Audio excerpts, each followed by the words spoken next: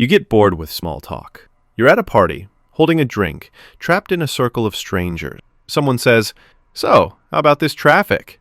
And suddenly, the entire group lights up like it's the most fascinating idea in the world. Heads nod, fake laughs, endless stories about stoplights and bad drivers. Meanwhile, you're staring at the ice cubes in your cup, wondering if anyone here has ever had a single original thought. For most people, small talk is harmless filler, a way to connect without risk. But for highly intelligent people, it's a nightmare. Your brain isn't satisfied with shallow chatter. It wants puzzles, ideas, stories, even arguments, anything with weight. Instead, you're stuck in a loop about the weather, the time, or what someone ate for lunch. Psychologists call this a high need for cognition, a hunger for deep and effortful thought. And when that need isn't met, you start to drift, zoning out while everyone else bonds over nothing. To them, you look rude or antisocial. But in reality, your mind is starving, because for someone wired to think deeper, silence is more meaningful than another conversation about how, "Wow, can you believe it's already Friday?" You're careful with your words. Most people talk like they're throwing darts in the dark, quick, sloppy, and hoping something sticks. But you?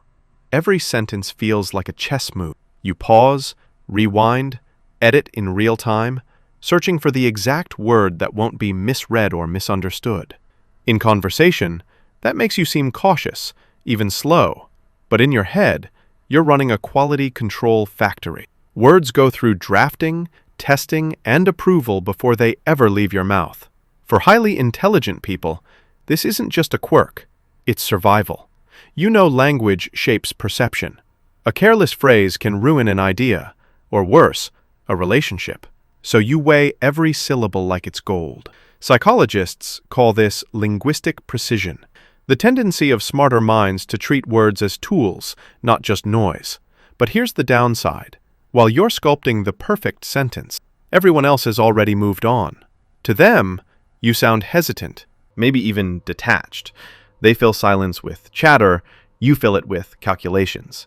And when you finally speak, it lands like a scalpel instead of a splash. Careful, exact, but just a little too late for the party. You are socially awkward. It's not that you don't know what to say, it's that your brain is juggling so many thoughts, it forgets to play by the rules. Eye contact, timing, tone, they all glitch when you're too busy analyzing the conversation instead of just living in it. Imagine someone asks, "How's it going?" And instead of a quick, "Good," you pause, overthink, and deliver a 3-minute monologue about your entire week. Or worse, you bring up some obscure fact no one asked for, and the room goes silent. For highly intelligent people, socializing can feel like acting in a play where everyone else got the script, and you didn't. Psychologists say this comes from divergent thinking, the brain's tendency to chase unusual connections. It makes you brilliant with ideas, but clumsy with people. To others, your timing seems off, your humor too niche, your energy a little strange. And while they walk away thinking you're awkward, you walk away replaying the entire moment in your head like a movie, and you wish you could edit it. You struggle to make good friends. Most people treat friendship like fast food. Grab whoever's nearby, call it a bond, and move on. They talk about sports, share a few memes, maybe drink together on the weekends, and that's enough. But for highly intelligent people, it isn't. You don't want something quick and disposable. You want something that lasts. Shallow conversations feel like empty calories. Fake smiles feel like a wet blanket. And being surrounded by people who don't really get you only makes the loneliness louder. So you filter. You hold back. You wait for the rare connection that actually sparks.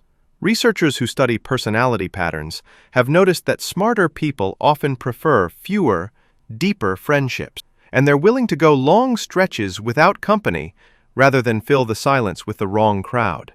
The downside?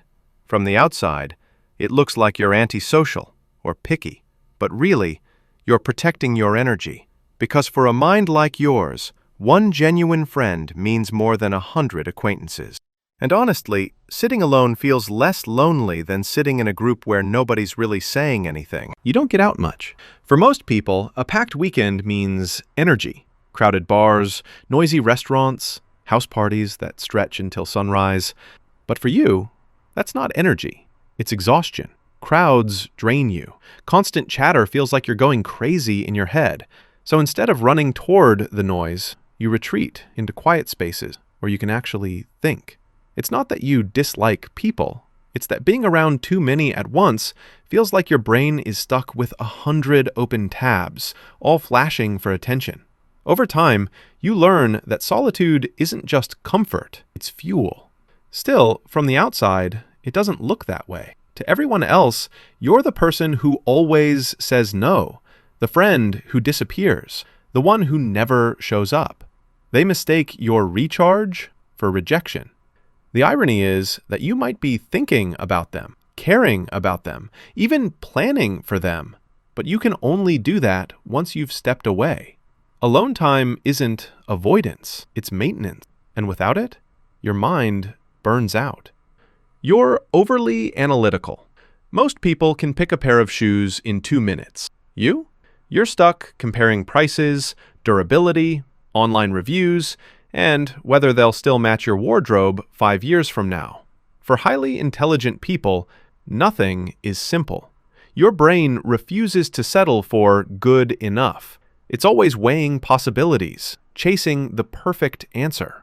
Psychologists call this analysis paralysis, when overthinking turns a simple choice into a marathon. On the bright side, you avoid mistakes most people make. On the dark side, you waste hours trying to make decisions that should take seconds. Friends say you're indecisive, but that's not true. You decide plenty. You just decide slowly, carefully, and with more angles than anyone asked for. And the irony? After all that overthinking, you sometimes end up picking the same thing you would have chosen in the first place. Your mind constantly craves exercise. Most people finish work, flop on the couch, and let their brains go blank. But you can't stand it. When your mind isn't chewing on something, a book, a puzzle, a documentary, even some bizarre Wikipedia rabbit hole, you feel restless. It's like your brain starts pacing in a cage, tapping the bars, demanding something to work on.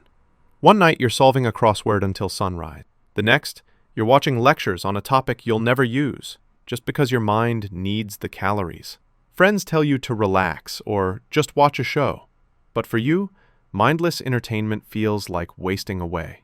Studies have found that smarter people often seek out what's called cognitive stimulation. Basically, tasks that keep the brain lifting heavy instead of coasting. That's why you end up juggling hobbies, side projects, and late-night thought spirals while everyone else is half asleep. It's not about productivity. It's your survival. Because for your brain, rest doesn't mean shutting off. Rest means finding something new to conquer. You're always feeling pressured to succeed. For some people, success is a bonus. If they win, great. If not, life rolls on. But for you, it's different. The moment people notice you're smart, the weight lands. Teachers expect flawless grades. Parents talk about big futures. Friends assume you'll figure out every problem. And worst of all, you expect it from yourself. Every decision feels loaded, because failure doesn't just mean failure. It feels like proof you wasted potential. It's what researchers sometimes call achievement pressure. On the outside, you look driven, ambitious, unstoppable.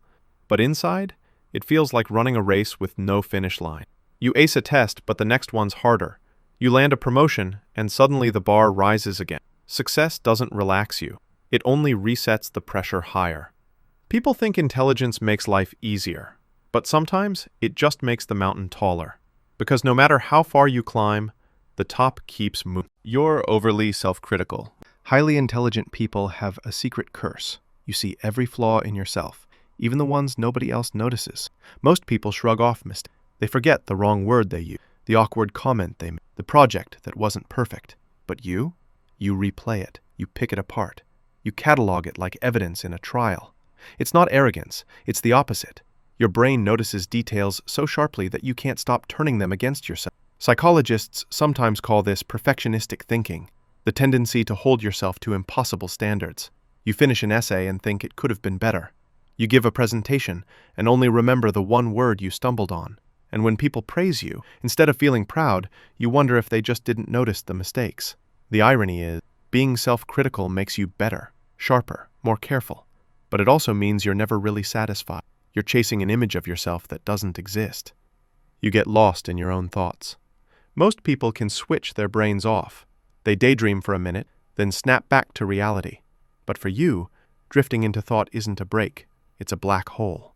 One moment you're staring at your coffee, and the next you've built an entire theory about time travel, the future of humanity, or why pigeons exist in every city on Earth. Hours slip away without you even noticing. Teachers used to call it not paying attention. Friends say you're spaced out. But inside your head, there's a whole universe unfolding. Researchers call this mind wandering, and in highly intelligent people it tends to go into overdrive. It's creativity, problem-solving, and curiosity colliding all at once. The downside? The outside world keeps moving while you're lost in another one.